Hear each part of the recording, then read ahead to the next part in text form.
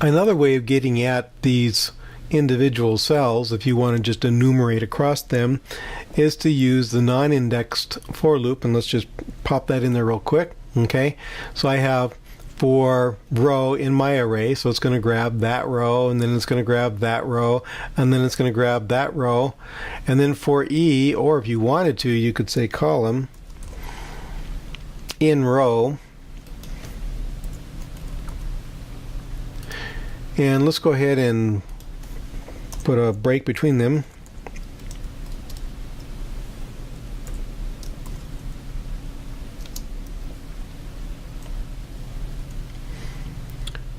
All right, and we'll run it, and you can see that we had our each element, where all the elements are individually being printed by row, right? First we go to the row, we print the elements, go to the next row, print the elements, go to the next row, and print the elements.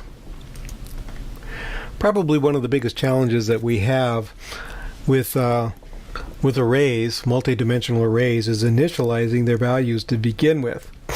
There are a couple of ways in which we can do this, but in truth, initializing arrays requires a little bit of thought, and probably the best way to do it is the approach that you can wrap your head around the easiest, okay?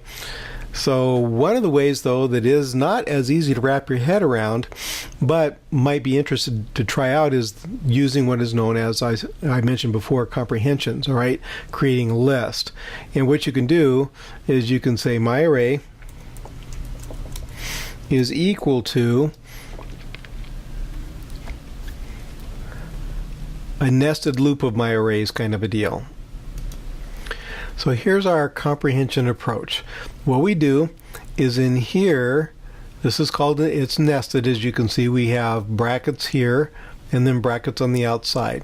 So this critter here is going to calculate the inner range, and this will calculate the outer range. In other words, what we'll do is we'll pick a first row. This is going to do the first row, right? We're going to have I is equal to 0 in range 3. And then for what's going to happen inside of I is equal to 0, we end up going ahead and doing this right here. Okay? So we begin by doing one row. This is going to end up executing the row. This will execute the array that fits in the row, which becomes the columns. Then we're going to go on to do the next row, and then execute the array that fits the next row, and so on and so forth. And to prove that out, to see how well it worked, you can print it. Like so, print my array, just like this, right? And we'll run it. And there you have it, 0, 1, 2, 0, 1, 2, 0, 1, 2. So it definitely created what we wanted it to create. So this creates a list of elements for a row, and this creates a list of rows.